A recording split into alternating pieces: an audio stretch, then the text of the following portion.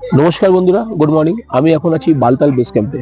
আর সকালে আমি Baltal base camp থেকে আমি শ্রীনগরের উদ্দেশ্যে রওনা দেবো। আর শ্রীনগরের উদ্দেশ্যে রওনা দেওয়ার আগে আপনাদেরকে বলে দিই, এই বালতাল বেস ক্যাম্পে আসলে আপনারা কি কি সুযোগ সুবিধা পেতে পারেন। প্রথমত, বালতাল বেস ক্যাম্পে আপনারা কিন্তু যে কোনো কোম্পানির সিম কার্ড পেয়ে যাবেন ন্যায্য মূল্যে। বালতাল বেস ক্যাম্পে আপনারা RFID কার্ডটাও পেয়ে যাবেন। এছাড়া এখানে এসে যেটা জানলাম, এখানে কিন্তু আপনারা অন স্পট রেজিস্ট্রেশন করতে পারেন। অন স্পট রেজিস্ট্রেশন করার দুটো নিয়ম আছে। একটা নিয়ম, আপনি যদি আপনার হোম টাউন থেকে শ্রী অমরনাথজি সাইন বোর্ডের অ্যাপ্রুভ করা হসপিটাল থেকে আপনি যদি কম্পালসারি হেলথ সার্টিফিকেটটাকে করিয়ে নিয়ে আসেন, তাহলে কিন্তু এখান থেকে অন স্পট রেজিস্ট্রেশনের মাধ্যমে আপনি কিন্তু রেজিস্ট্রেশনটা পেতে পারেন।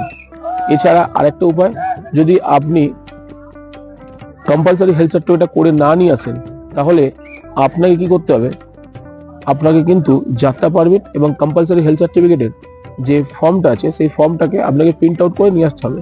আর যদি আপনি প্রিন্ট আউট করে না নিয়ে আসেন, তাহলে এখানে কোনো লোকাল দোকান থেকে যারা এগুলো বিক্রি করছে সেখান থেকে পারচেস করে দিতে হবে। পারচেস করে নিয়ে সেটাকে ফিল আপ করতে হবে, যথাস্থানে আপনাকে ছবি লাগাতে হবে। আর এখানেই বেস ক্যাম্পের এন্ট্রির ঠিক ডান দিকে এখানে একটা অস্থায়ী হসপিটাল তৈরি করেছে। এই অস্থায়ী হসপিটালে আপনাদেরকে যেতে হবে। আর এই অস্থায়ী হসপিটালে যাওয়ার পর ওখানে কিন্তু আপনাকে ওরা মেডিকেল করবে। মেডিকেল করা হয়ে গেলে ওরা কিন্তু কম্পালসারি হেলথ সার্টিফিকেটের মধ্যে স্ট্যাম্প এবং সাইন করে দেবে। এবং তারপর ওই মেডিকেলের কাগজ এবং আপনার যাত্রা পারমিটের কাগজ দুটো নিয়ে যেতে হবে। এই যে যেখানে হচ্ছে ক্যাম্পটা আছে, ক্যাম্পটাকে একটু সোজা সামনের দিকে, যেখানে অনেকগুলো ভান্ডার আছে, বা আপনারা কাউকে জিজ্ঞেস করবেন এখানে শ্রী অমরনাথজির সাইন বোর্ডের অফিসটা কোথায়, যেখানে এই যাত্রা পারমিটের জন্য ফিসটা সংগ্রহ করা হয়। তো আমি আমার স্ক্রিনের মধ্যে ছবিটা দিচ্ছি, আপনি দেখে নিতে পারেন।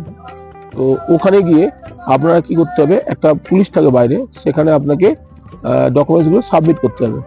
সাবমিট করার পর আপনাকে 2 ঘন্টা মতন ওয়েট করতে হবে। ওনারা আপনাকে ভেতরে ডাকবে এবং ডাকার পর আপনার কাছ থেকে 250 টাকা নিয়ে আপনাকে একটা রিসিপ্ট দিয়ে দেবে। এবারে ওই বালতাল বেস ক্যাম্পের একদম মুখে যেখানে RFID কার্ডটা হচ্ছে সেখানে যেতে হবে। সেখানে যাবেন, আর সেখানে যে কাউন্টারটা আছে অন স্পট রেজিস্ট্রেশন, সেই কাউন্টারে যেতে হবে। সেই কাউন্টারে গিয়ে আপনার কম্পালসারি হেলথ সার্টিফিকেট, আপনার যাত্রা পারমিটের ফর্ম এবং 250 টাকা যে সাবমিট করেছেন সেই 250 টাকা সাবমিটের কাগজটা দেবেন। কাগজটা দেওয়ার পর ওরা কিন্তু আপনাকে ওখানকার অ্যাভেলেবেল ডেটে আপনাকে যাত্রা পারমিটটি দেবে।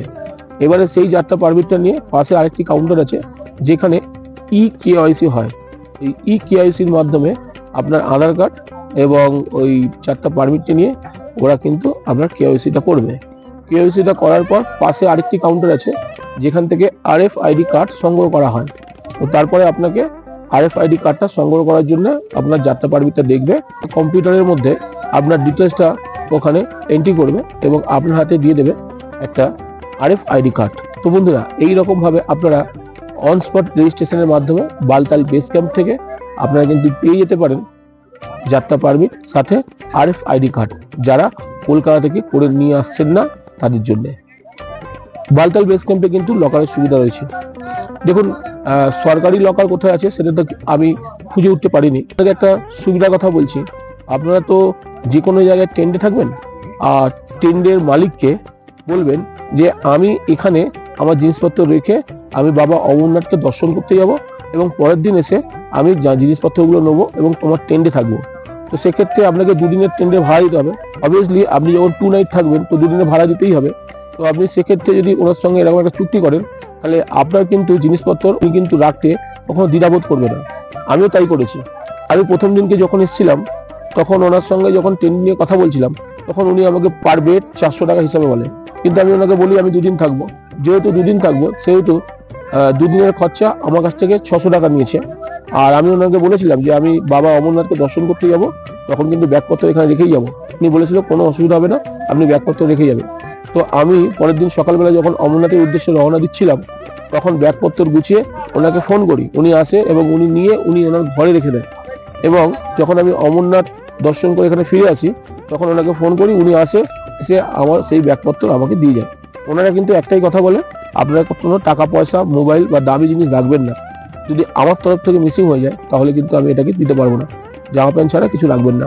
তো আমি ওখানে জামা প্যান্ট রেখেছিলাম, টাকা পয়সা আমি আমার সাথে নিয়ে গেছিলাম। এই সুবিধাটা আপনারা পেতে পারেন লকারের চক্করে না পড়ে আপনারা যে টেন্টে থাকবেন সেই টেন্টে কিন্তু এই চুক্তির বিনিময়ে আপনি কিন্তু এটা করতে পারেন। এছাড়া আপনি বালতাল থেকে পেয়ে যেতে পারেন শ্রীনগর, জম্মু, এছাড়া কাটরার জন্য বাস পেতে পারেন। এটা প্রতিদিন অ্যাভেলেবেল পাবেন। যেরকম আমরা যাত্রী নিবাস থেকে কনভয়ের সাথে করে আমরা বালতাল কিংবা পেহেলগাঁওতে পৌঁছাই, ঠিক তেমনি এই বালতাল বেস ক্যাম্প থেকে আপনারা কনভয়ের মাধ্যমে আপনারা কিন্তু শ্রীনগর কিংবা জম্মুতে আমরা ফিরে যেতে পারেন। তো এই সুবিধাটা রয়েছে।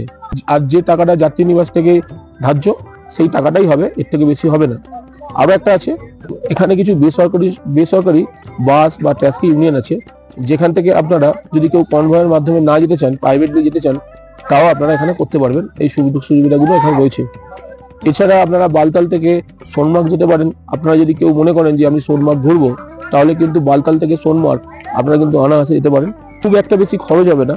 এখান থেকে প্রায় ওই 12 থেকে 14 কিলোমিটারের মতন সোনমার্গ। এছাড়া যখন আপনারা বালতালি বেস ক্যাম্পে আসবেন, রাত্রিবেলায় কিন্তু এখানকার চেহারাটা পুরো বদলে যায়। এখানে রাত্রিবেলায় অসংখ্য ভান্ডার আছে, যেখানে কিন্তু আপনাদেরকে কলকাতার বড় বড় রেস্টুরেন্টের লেভেলে রান্না বান্না এখানে কিন্তু ফ্রি অফ কস্টে আপনাদেরকে সেবা হিসাবে আপনাদেরকে প্রদান করবে। আমি আপনাদেরকে একটা ভিডিও শেয়ার করছি, এখানকার যে সকল ভান্ডারা আছে সেখানে কি রকম ভাবে যাত্রীদেরকে খাবার প্রদান করা হয় সেটা দেখানোর জন্য।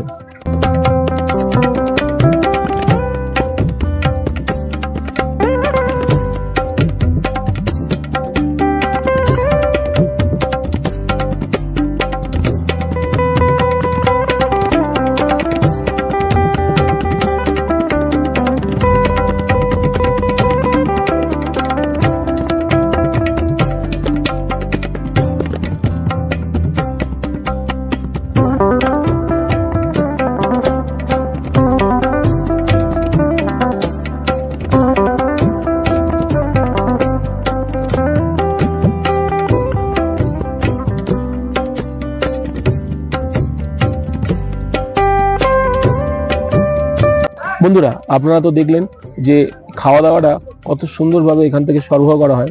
এবারে আপনাদেরকে বলছি, এখানে রাত্রিবেলায় বাবার ভক্তদের এন্টারটেনমেন্ট করানোর জন্য বিভিন্ন ভান্ডারেতে আপনাদের মনোরঞ্জন করার জন্য এখানে গান বাজনার আয়োজন করা হয়। আর এই গান বাজনায় কখনো কেউ শিব, পার্বতী, কালী, রাধা, কৃষ্ণ, হনুমান, জাম্বুমান এরকম বিভিন্ন রকম সাজাগুজা করে ভক্তদের সঙ্গে সঙ্গে এরা কিন্তু নাচ গান করে এবং ভক্তদের মনোবল বাড়ায় বাবা অমরনাথের উদ্দেশ্যে যাওয়ার জন্য। তো তারই কিছু ভিডিও আপনাদেরকে দেখাচ্ছি।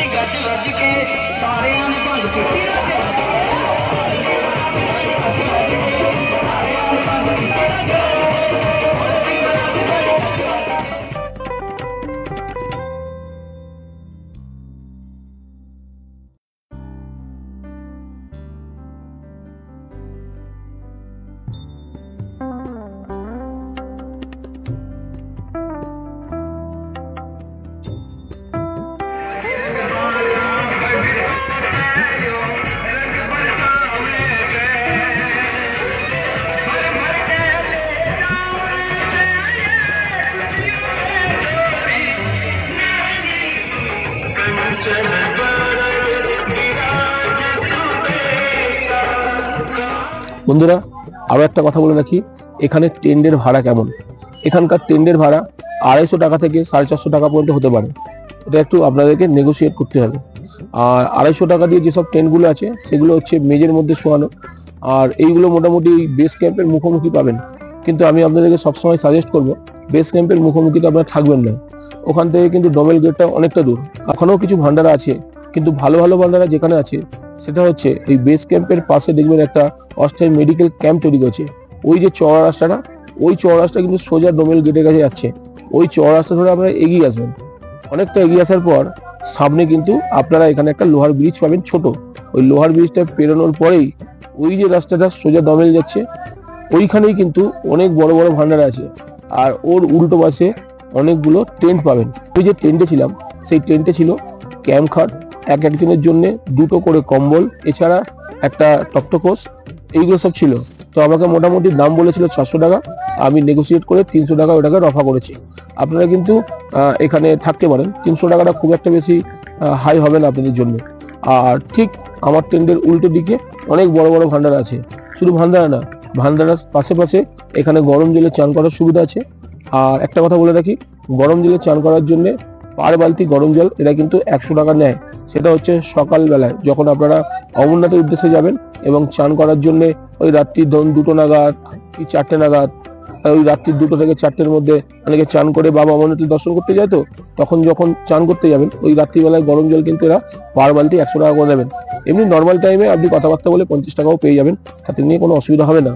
এছাড়া আপনাদেরকে আরো একটা কথা বলে রাখি, এখানে কিন্তু আপনারা টেন্ট ভাড়া না করেও থাকতে পারেন, কারণ এখানে অনেক বড় বড় ভান্ডারা আছে, যেখানে আপনারা গিয়ে একটুখানি ভান্ডারার যে সকল কর্মচারী আছে তাদের সঙ্গে কথা বললেই ওনারা কিন্তু অনায়াসে ফিটে ভান্ডারার মধ্যে আপতে দেয়।